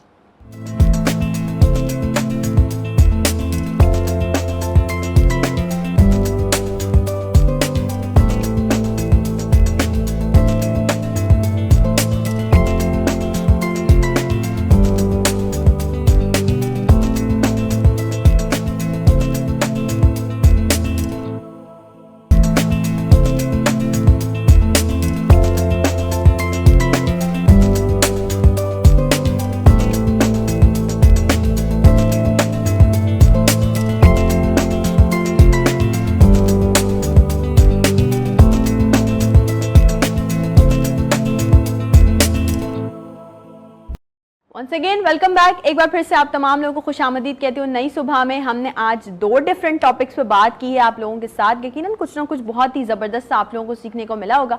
इस वक्त जिस सेगमेंट को हम स्टार्ट करने जा रहे हैं वो मैंने इंट्रो में भी आप लोगों से जिक्र किया था और बहुत ज़रूरी टॉपिक है जिसको हम इस वक्त रेस करने जा रहे हैं। बड़े मसले मसाइल हैं आजकल, मैं समझती हूँ सिर्फ बहनों के लिए नहीं, भाइयों के लिए भी, यानी कि जो लड़के हैं हमारे उनके साथ भी बड़ा आजकल हेयर फॉल का मसला है जी। बाल टूट रहे हैं, बाल झड़ रहे हैं, बाल गिर रहे हैं, ये सब हो क्यों रहा है, इन सब की रोकथाम कैसे करनी चाहिए, और हर्बल प्रोडक्ट से या हर्बल चीज़ों को यूज़ करते हुए इसको आप किस तरह से ओवरकम कर सकते हैं, आप अपने मसले मसाइल जो है वो ख़त्म कर सकते हैं। इसके लिए आज हमने अपने शो में एक हर्बलिस्ट को दावत दी है, लेकिन उससे पहले आप तमाम लोगों को दावत देनी है मैंने, वो ये कि नंबर आपकी स्क्रीन पे ऑन ईयर होगा। आप तमाम लोगों ने, अगर आपके भी कोई ना कोई रिलेटेड हेयर फॉल इश्यूज़ हैं, आपके भी बाल गिर रहे हैं, बालों के कोई ना कोई मसले मसाइल हैं, तो आप लाइव कॉल्स कर सकते हैं, शो में शामिल हो सकते हैं और अपने सवाल कर सकते हैं हमारी एक्सपर्ट से जो कि हमारे साथ आज मौजूद हैं। तो हमारे साथ इस वक्त नई सुबह के स्टूडियो में ज्वाइन किया है हमें हर्बलिस्ट नौरीन खान ने। अस्सलाम वालेकुम नौरीन। वालेकुम अस्सलाम। कैसी हैं आप? शुक्र अल्हम्दुलिल्लाह। वेलकम टू नई सुबह। आज बहुत इंपॉर्टेंट टॉपिक है जिसमें हम बात करने जा रहे हैं। सबसे पहले हम बात करेंगे, जो लोग हमें देख रहे हैं उनको ज़रा प्लीज़ ये बताइए कि हेयर फॉल होता ही क्यों है, इसकी क्या वजूहत है? हेयर फॉल इसलिए स्टार्ट होता है कि एक तो हम जो खुराक ले रहे होते हैं वो प्रॉपर तरीके से नहीं ले रहे होते हैं।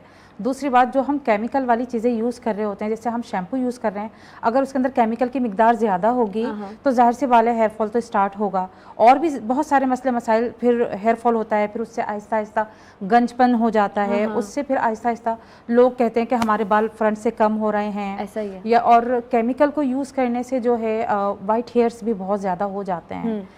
एक तो होता है ख़ानदानी, ठीक है, गंजपन भी ख़ानदानी होता है, और हेयर फॉल जो तो हेयर फॉल तो खैर बीमारी है, ये तो है बिल्कुल। और इसके लिए हेयर फॉल के लिए सबसे पहले जो हमें चेकअप करवाना चाहिए तो हमें अपना विटामिन डी का जो है चेकअप करवाना चाहिए हेयर फॉल के लिए। विटामिन डी की जब कमी होती है तो हमें हेयर फॉल बहुत ज़्यादा होता है।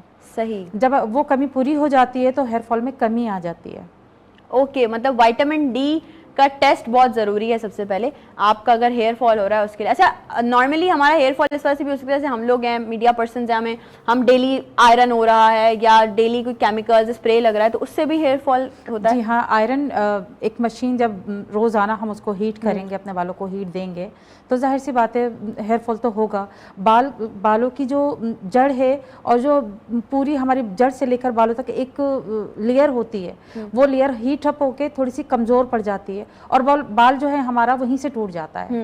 ये होता है ये और तो हम समझते हैं, अगर देखें तो लोगों को अगर हर्बल प्रोडक्ट से बताया जाए या हर्बल वे से बताया जाए तो हम किस तरह से हेयर फॉल की रोकथाम कर सकते हैं, मतलब बाल गिरना कैसे रोकें हम? देखें, हर्बल तो सुन्नत है, और जो चीज़ सुन्नत है उसका कोई नैमुल बदल है नहीं। तो जब हम हर्बल की तरफ आते हैं और जड़ी बूटियों का इस्तेमाल शुरू करते हैं तो हेयर फॉल में काफ़ी हद तक कमी आ जाती है, बल्कि उसका मुस्तकिल इस्तेमाल। देखें, हर्बल चीज़ें जो हैं वो फ़ौरन असरअंदाज नहीं होती हैं, उसका जो फ़ायदा है वो भी हमें आहिस्ता आहिस्ता मिल रहा होता है।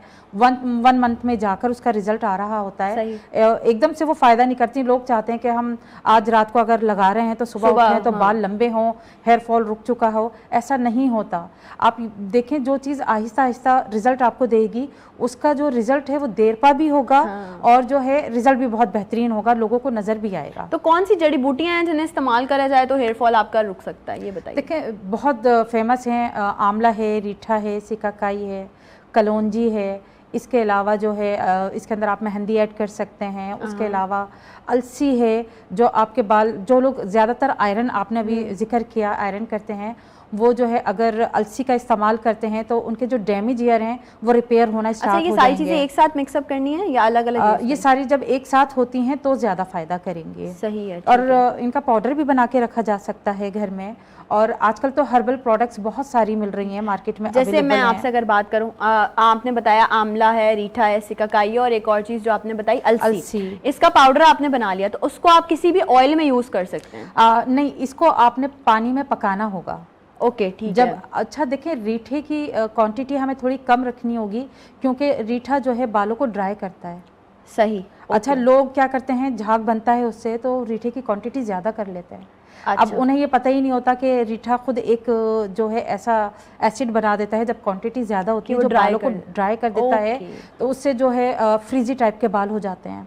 अच्छा, रीठे की जो क्वांटिटी है वो कम रहेगी तो आपका जो घर में जो आपकी रेमेडी तैयार हो रही है वो बेस्ट तैयार होगी। रीठे की क्वांटिटी कम रखनी है हमने, क्योंकि वो आपके बालों को करता है जी ड्राई।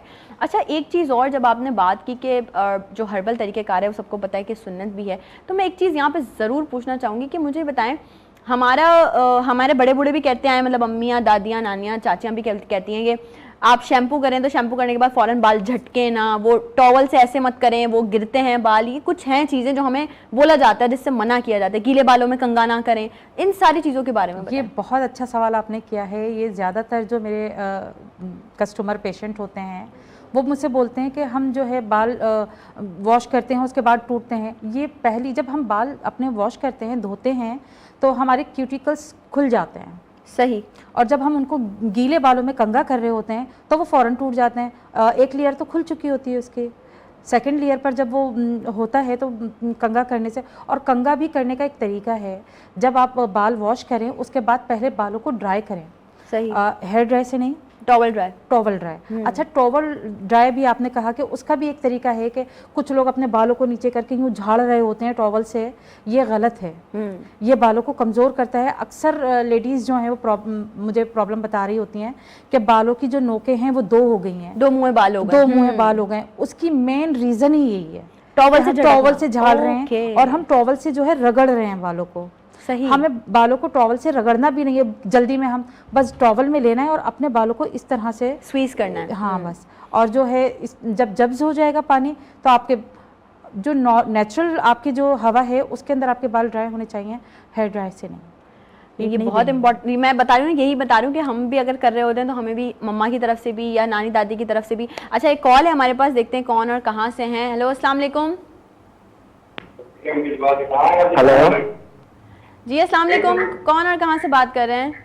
वालेकुम अस्सलाम, इमरान बात कर रहा हूँ इस्लामाबाद से। कैसी हैं आप, खैरियत से हैं? जी मैं ठीक ठाक हूँ। इमरान, आप कैसे हैं? इस्लामाबाद का मौसम अल्लाह का कैसा है? शुक्र। मौसम इस्लामाबाद का तो बस अब आहिस्ता आहिस्ता ठंडा होता जा रहा है। बाकी आपका शो में देखता हूँ, मेरी पूरी फैमिली देखती है और बहुत अच्छा शो जा रहा है, जबरदस्त। और जो है जो सेगमेंट वाइज आप लोग काम कर रहे हैं वो बहुत अच्छा। आज का शो जो है वो थोड़ा सा डिफरेंट नजर आ रहा है लेकिन बहुत अच्छा लग रहा है। बहुत शुक्रिया, थैंक यू अप्रिसिएशन के लिए। हमारे साथ नौरीन मौजूद हैं। हेयर फॉल पे बात चल रही है, बाल गिरने के मसले मसाइलों पे। क्या आपके साथ भी ऐसा कोई मसला दरपेश है?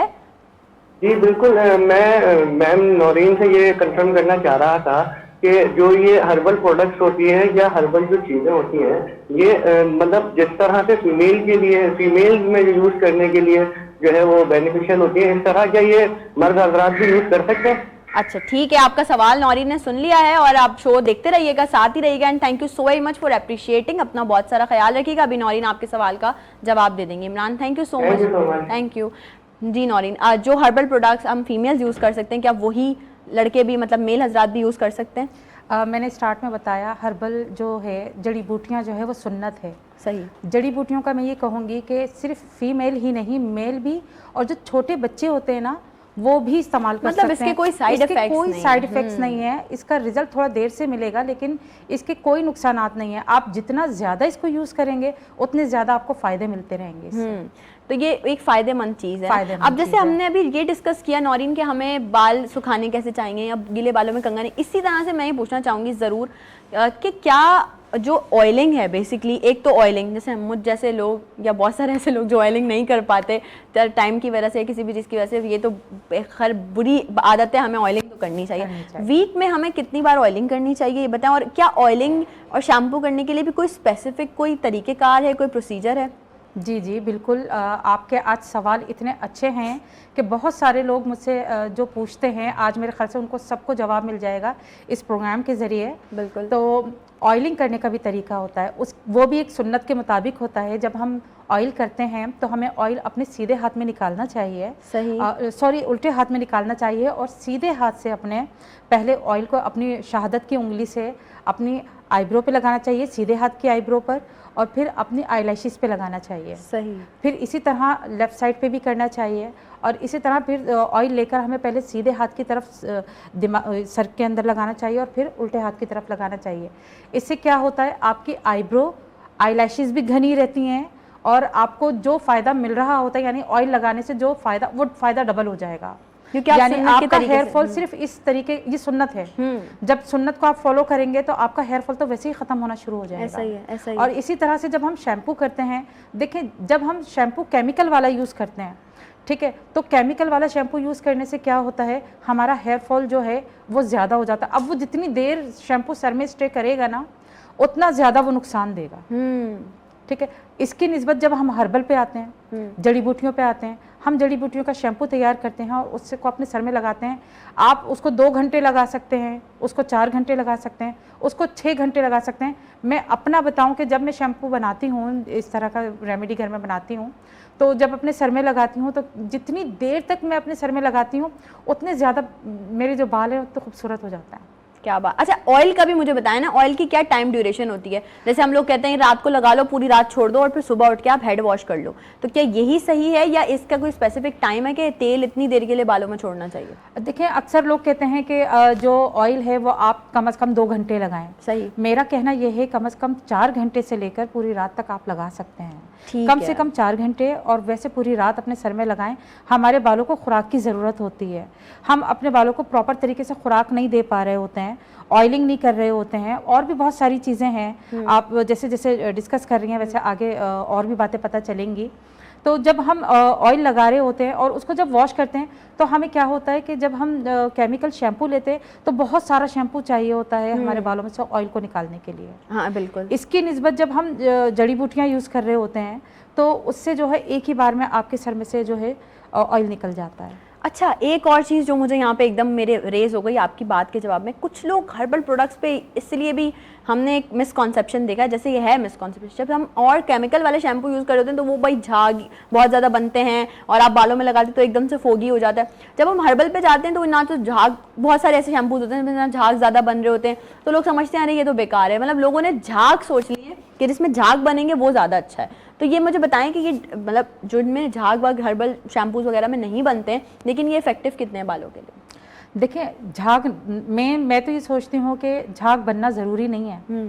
ज़रूरी ये है कि आपको फ़ायदा हो। देखें, जब आप झाग के पीछे जाएंगे कि झाग बनेंगे, ये मानने वाली बात है कि हाँ वाकई जो जड़ी बूटियां हैं उससे झाग कम बनते हैं। हाँ, बिल्कुल। और वो पतला होता है, अगर हम उसका शैम्पू तैयार करते हैं तो वो पतला भी होता है। सही। वो गाढ़ा नहीं होता जैसे शैम्पू गाढ़े होते हैं। होता है। वो थोड़ा सा, वो लोग सोचते हैं कि हम थोड़ा सा शैम्पू लेते हैं हमारे सर में झाग बन जाते हैं। हाँ। हम इतनी सारी जड़ी बूटियां लगा रहे हैं, हमारे सर में झाग नहीं बन रहे। तो आप ये तो देखें कि जो जड़ी बूटियां आप लगा रहे हैं उससे फायदे कितने मिल रहे हैं आपको। आपको कभी हेयर फॉल नहीं होगा, आपको कभी गंजपन नहीं होगा, खुश्की की शिकायत नहीं होगी। इसके अलावा आपके बाल सिल्की रहते हैं और देर तक सिल्की रहते हैं। जब मैं केमिकल वाला शैम्पू करती हूँ तो क्या होता है कि एक दिन मेरे बाल सही रहते हैं और सेकंड डे थर्ड डे जो है मेरे बाल फ्रीजी हो गए, ऑयली हो गए, और जड़ के पास से जो है ना हल्का हल्का सा ऑयल आ गया या डैंड्रफ वापस आ जाती है। लेकिन जब हम ये जड़ी बूटियाँ यूज़ करते हैं तो हमारा जो सर है वो अगर 1 हफ्ते भी आप वॉश नहीं कर रहे हैं तो ऐसा लगेगा जैसे आपने आज ही वॉश किया है। हाँ बिल्कुल। और मैं समझती हूँ कि ये जो अभी आज का सेगमेंट हमारा ये कंप्लीट हुआ है हेयर फॉल से रिलेटेड, नौरीन ने बहुत बेहतरीन तरीके से डिफाइन किया। नौरीन, बेहद शुक्रिया आपका, आपने हमें टाइम दिया। आप तमाम लोग ऐसे ही प्रोग्राम के साथ जुड़े रहिएगा। जा रहे हैं एक छोटी सी ब्रेक पर, और ब्रेक से वापस आने के बाद एक नया सेगमेंट होगा जो कि आप लोगों का इंतजार कर रहा है। यकीनन बहुत सारे फायदे आज आप लोगों को मिलने वाले हैं, सो कहीं मत जाइएगा। Will be right back after this short break.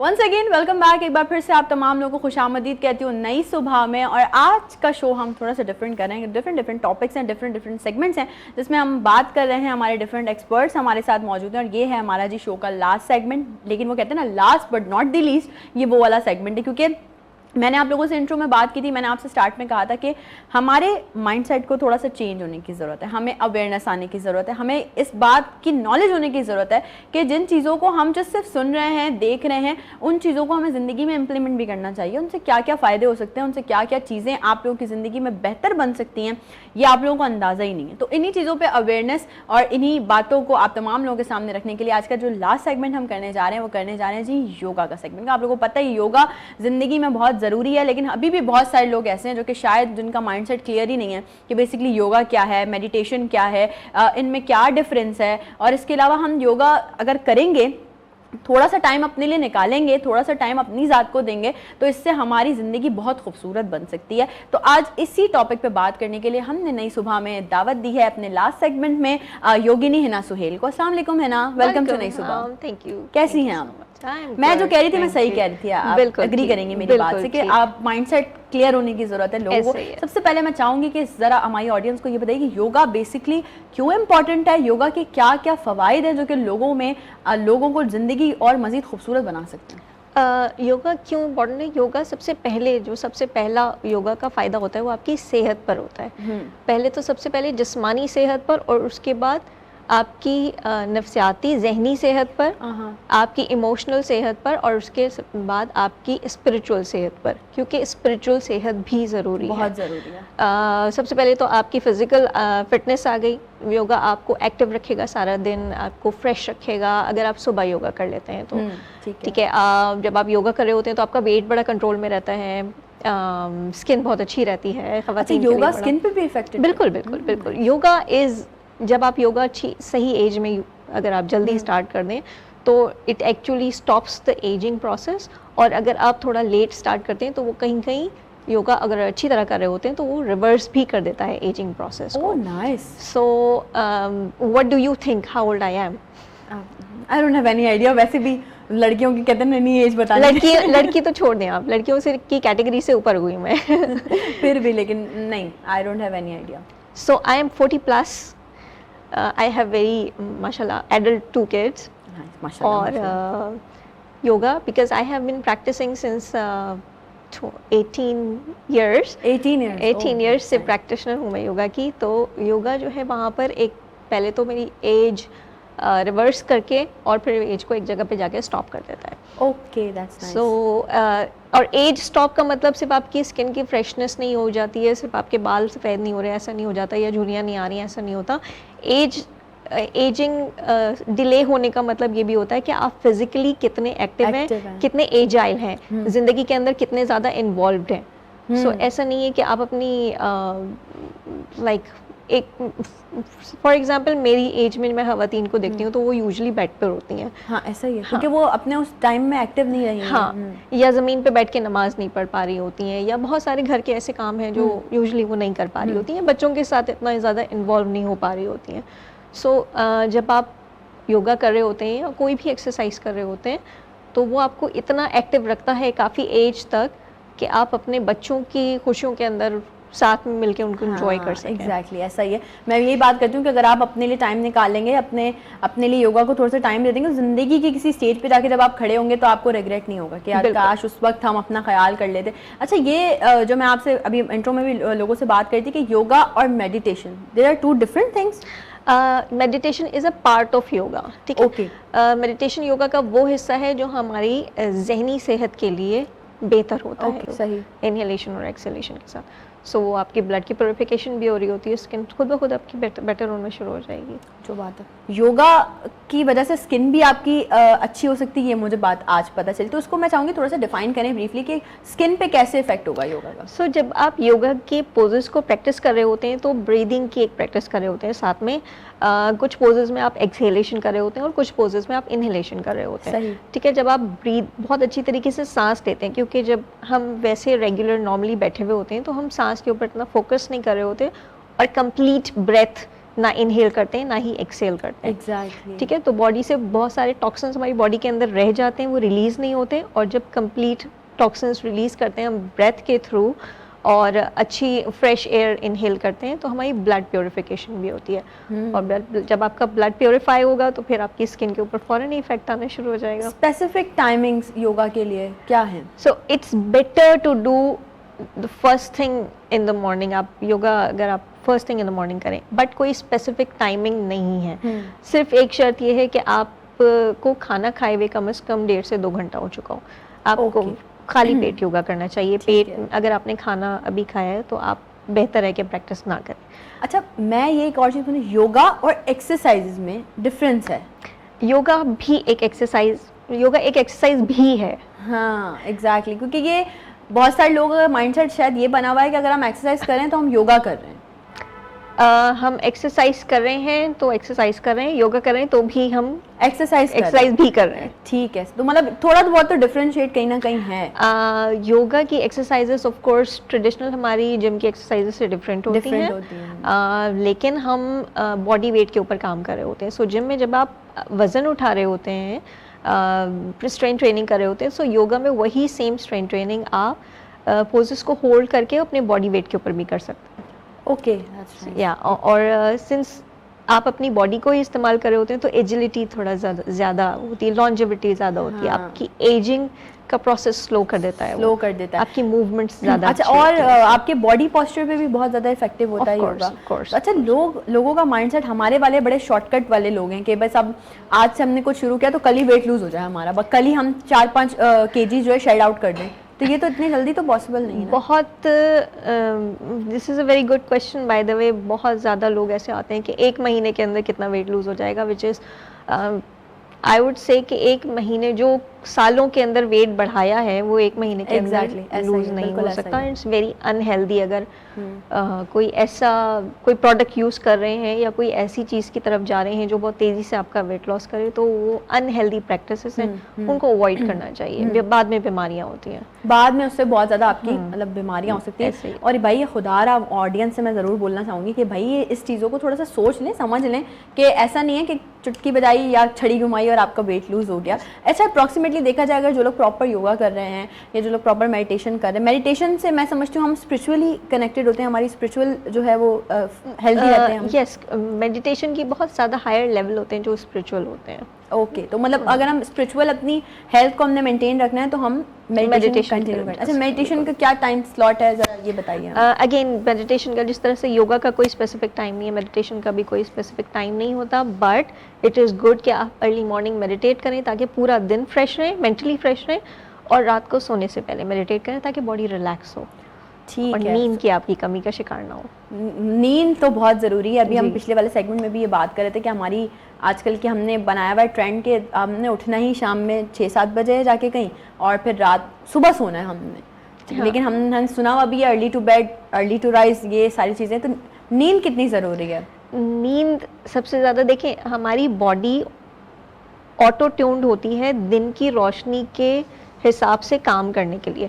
सो आप अगर खुद भी नोटिस करें, जब आप सुबह को जल्दी उठते हैं आपके काम सुबह जल्दी ख़त्म हो जाते हैं। एग्जैक्टली, कि आपके पास फिर टाइम की बहुत ज़्यादा लंबा टाइम मौजूद होता है, जिसमें आप अपना कोई भी अपनी हॉबीज़ कर सकते हैं, और ऑफ कोर्स फिटनेस पे भी अपना ध्यान दे सकते हैं। बिल्कुल ऐसा ही है। देर से उठने से होगा ये कि सबसे पहले तो आपकी बॉडी इतनी ज़्यादा फ्रेश और एक्टिव नहीं रहेगी, टाइम स्लॉट आपका कम हो जाएगा क्योंकि सूरज डूब जाएगा, उसके बाद बॉडी ऑफ कोर्स आराम मांगती है। सूरज डूबने के बाद जिस्म को आराम चाहिए होता है, काम फिर कोई भी नहीं कर रहा होता। अगर हम सोचें कि अगर हम देर से उठ रहे हैं तो देर से सो भी रहे हैं तो उसमें काम तो नहीं हो रहा होता। हाँ, आप अपने फ़ोन पे स्क्रॉल ही कर रहे होते हैं बेसिकली। ऐसा ही है, ऐसा ही है। ठीक है, तो नींद की कमी से ज़हनी टेंशन्स, डिप्रेशन और इस तरह की बीमारियां बड़ी कॉमन हो जाती हैं। वो अभी हमने अपने पिछले सेगमेंट में डिस्कस भी किया कि अगर आप प्रॉपर नींद नहीं लेते हैं तो आप स्ट्रेस, एंजाइटी, डिप्रेशन की तरफ चले। अच्छा, योगा कितनी हेल्प करता है हमें डिप्रेशन से या एंजाइटी से बाहर आने के लिए? क्योंकि आप कंटिन्यू अपनी बॉडी को भी यूज़ करें और अपने माइंड को भी यूज़ करें। ठीक है, और माइंडफुलनेस की कुछ एक्सरसाइजेज होती हैं जिसमें से आप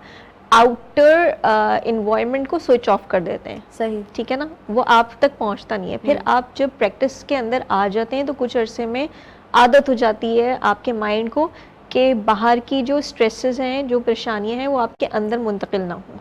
ठीक है, वो शील्ड कवर बना देता है, एक प्रोटेक्टिव कवर बना देता है। सो प्रैक्टिस अगर अच्छी करते रहें और रोज़ आना करते रहें, meditation is not like 2 minute भी अगर टाइम मिले ना तो माइंडफुलनेस करनी चाहिए। It's very important. मेडिटेशन बहुत ज़रूरी है, बहुत ज़रूरी है। और मैं समझती हूँ कि आप जो हिना ने आपसे कहा है सारी बातें, क्या अगर ज़िंदगी का हिस्सा नहीं बनी हुई, अगर आपने उसको अपनी ज़िंदगी में शामिल नहीं किया हुआ तो आज से बना लें ताकि हिना की बात करने का जो है वो मकसद पूरा हो जाए। Hina, thank you so much for your valuable time, और आप तमाम लोगों का बेहद शुक्रिया। लेकिन आज के प्रोग्राम से आप लोगों ने बहुत कुछ सीखा होगा, डिफरेंट सेगमेंट से डिफरेंट टॉपिक्स थे जिन पर हमने आपसे बात की। कल मेरी और आपकी होने वाली एक बार फिर से मुलाकात सुबह 10 से 12 कुछ नए चेहरों के साथ, कुछ नए टॉपिक्स के साथ। तब तक के लिए मुझे और मेरी पूरी टीम को अपनी खास दुआओं में याद रखिएगा, अपना बहुत सारा ख्याल रखिएगा। दीजिए इजाज़त, अल्लाह हाफ़िज़।